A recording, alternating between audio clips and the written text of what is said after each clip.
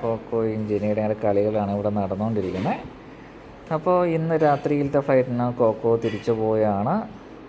അപ്പോൾ ഇനി ഇവിടെ എന്ത് ചെയ്യും ജെനി? ഇപ്പോൾ കോക്കോ കോക്കോ എന്ന് പറഞ്ഞിട്ട് പുറകെ കിടക്കുന്ന ആളാണ്. ഓ